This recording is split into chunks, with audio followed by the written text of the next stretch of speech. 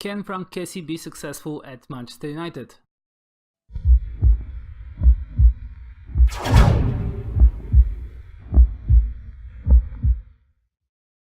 Hello everyone, this is the What If League, and today's episode is about what if Manchester United signed Ivory Coast midfielder Franck Kessié from Atalanta. This player actually played the last season on loan at AC Milan, but he is owned by Atalanta, so this is where Manchester United would have to buy him from. And I have performed this transfer for £30 million in the middle of February. This is an amount that I saw circulating in the press, in the media quite a lot in recent days. And considering the date when the transfer was performed, this means that Kessié is not going to be eligible to play in the Premier League, and most probably he's not going to play in the Champions League as well. He will be limited to only local cup competitions. For Manchester United, this means the FA Cup only. Now I'm going to fast forward until the end of season 1 to see whether he plays at all, and if so, how does he perform. Afterwards, in order to really analyze his performance, we're going to see 3 more seasons into the future.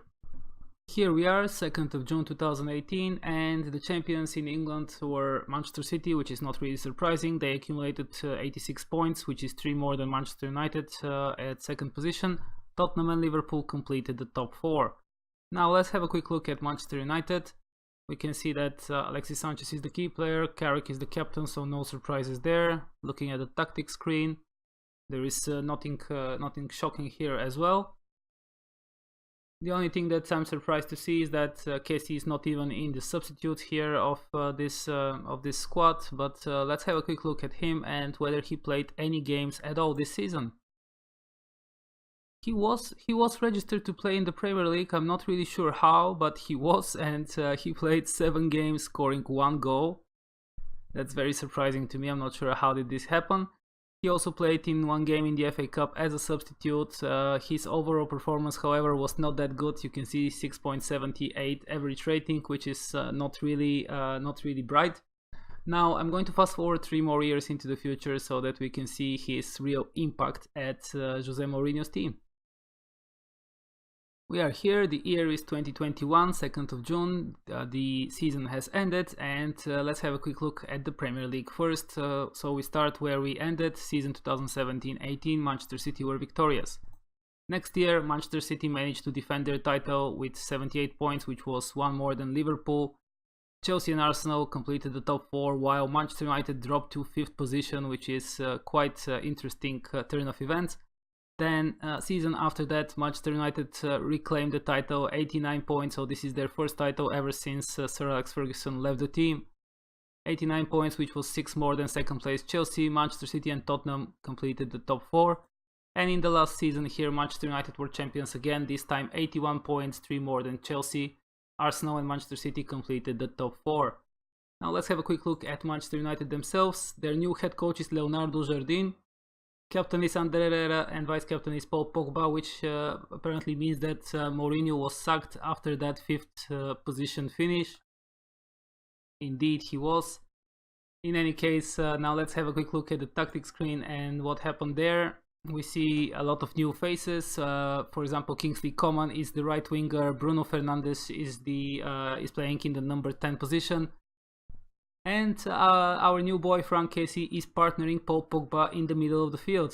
In defense, Lucas Digne is a new face, Ruben Semedo as well, and Álvaro Odriozola. So Álvaro Odriozola, quite interestingly, I tried an experiment where he was transferred to Manchester United. It did not turn out very well, but apparently here Leonardo Jardim has other plans and managed to fit him in quite nicely.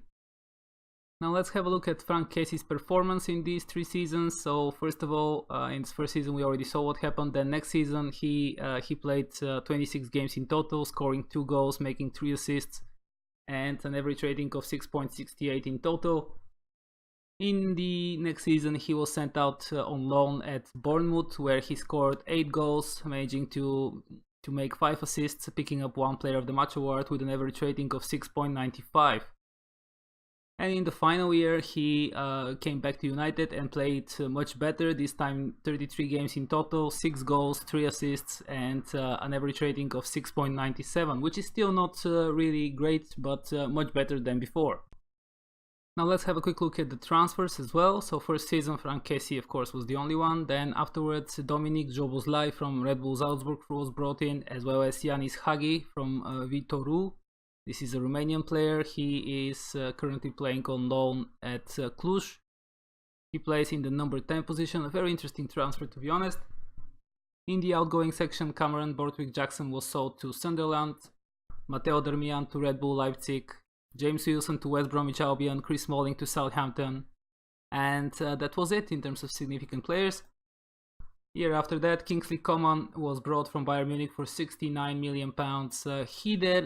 Hider Der Avest. I'm not familiar with that player. Right fullback. He still plays at Manchester United, so he managed to save his place in the team, I guess. Did not perform very well, to be honest. He will probably be sold soon. Alvaro Odriozola, as we already mentioned. Nico Rioner from Basel. Bruno Fernandes, Lucas Digne, Fabricio Bustos, Morten Højgaard. Morten Højgaard, I'm not familiar with that name. This is a regen, a central midfielder. Not really impressive, but he has a lot of potential, I guess. And also, I'm not familiar with Nico Rioner. Another regen, this is a goalkeeper. His mental statistics are not that good, but considering he's still 18, maybe he can develop, I'm not sure. And the last player is Dariusz Zila from Legia Warsaw, another regen. He is a central defender, also capable to play as a right fullback. He has a lot of potential apparently, and he's playing on loan at Zagłębie Lubin. In the outgoing section, Jesse Lingard was sold to Leicester, Sergio Romeo to Red Bull Leipzig. Phil Jones went to Paris Saint-Germain, very interesting turn of events. Antonio Valencia was sold to Lazio, and João Pereira went to Real Betis. Now in the final season, a lot of significant transfers. Renato Sanchez was brought from Bayern Munich for £79 million, Julian Draxler from PSG for £72 million, and Ruben Semenyo from Villarreal for £58 million. Three very big transfers there. In the outgoing section, Scott McTominay was sold to Walsall, Luke Shaw to Watford, and Timothy Fosu-Mensah was sold to Lille. So not a lot of significant transfers out, but very big transfers in. Switching our attention now to the cup competitions in England. First of all, first in line is the FA Cup, which was won by Manchester City twice in the last 4 years. Burnley won it as well in season 2018-19, but in the very last season Manchester United were victorious. In a final against Arsenal, they won 3-2. Let's have a quick look what happened there. So Alessandro Lacazette and Pierre-Emerick Aubameyang made the result 2-0 for Arsenal early in the game until the 5th minute. Then afterwards, Manchester United made a complete comeback after Paul Pogba, Romelu Lukaku and Anthony Martial scored 3 goals in just 6 minutes. So this game had a very flamboyant first half, but apparently not much else happened until the end of the game. In any case, this is a good win for Manchester United. Then let's have a quick look also at the League Cup. The League Cup was won by Tottenham in the first season, West Ham in the second, Liverpool in the third, and Manchester City in this final season. No success here for Manchester United. Now we're going to switch our attention to the European competitions. Starting with the Europa League, in the very first season Milan were victorious after defeating Liverpool in the final on penalties after 1-1 in regular time. They qualified for that game after also beating Arsenal in the semi-final, Bruges in the quarter-final and Athletic Bilbao in the second knockout round. In the next year, Chelsea were victorious. They defeated Lyon in the final 3-0. They also managed to beat their London neighbours Arsenal 2-1 in the semi-final, Valencia in the quarter-final and Athletic Bilbao in the second knockout round. In the third season, Manchester United won the Europa League 4-0 against Napoli in the final, so this was a very big win for the Red Devils there. They also eliminated Inter in the semi-final, Valencia in the quarter-final on penalties, and their English compatriots West Ham in the second knockout round. In the very last season here, Liverpool won the title in the second most important European competition after extra time against Monaco 2-1. They also eliminated Leverkusen in the semi-final, Spartak Moscow in the quarter-final, and Spanish Valencia in the second knockout round. Moving now one tier up to the Champions League, where in the first year Real Madrid won that trophy for the third successive year against Juventus 2-1 after extra time. And to be honest, I have done a lot of experiments lately.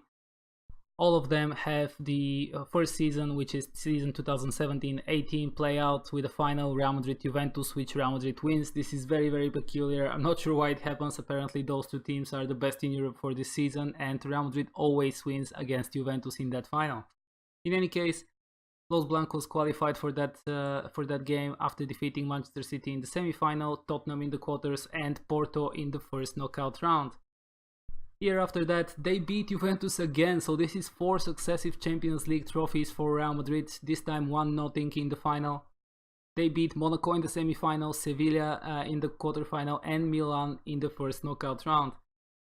And in the final, sorry, not the final, but the third season, Manchester City won the Champions League against Barcelona 1-0 in extra time. They also defeated Liverpool in the semi-finals, Atletico Madrid in the quarters, and Lyon in the first knockout round. In the final season here, Real Madrid won another title, this time against Manchester United in the final that was played at Camp Nou. Real Madrid won 2-0 and they qualified for that game after defeating Napoli in the semi-final, Atletico Madrid in the quarters on away goals, and Dortmund in the first knockout round on away goals as well.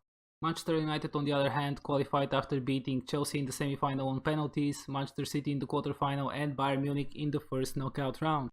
And finally, before I end this video, I want to have a look at the Ballon d'Or award winners. First, in 2018, the award went to Lionel Messi, Ronaldo was second, Neymar third. In the year after that, Cristiano Ronaldo won the award, Kylian Mbappé was second, and Chelsea player Eden Hazard qualified for third place here. And in the final year here, 2020, Neymar won the award with Lionel Messi second and Cristiano Ronaldo in third position. Alright, that's it for this video, guys. Don't forget to like the video and subscribe if you haven't already, that way you will receive notifications for when I upload new videos. In the meantime, you can also check out my social media, links will be provided in the description below. Let me know what do you think about this experiment and what would you like to see next. I would love to hear from you in the comments. Once again, thank you for watching, until the next time, bye!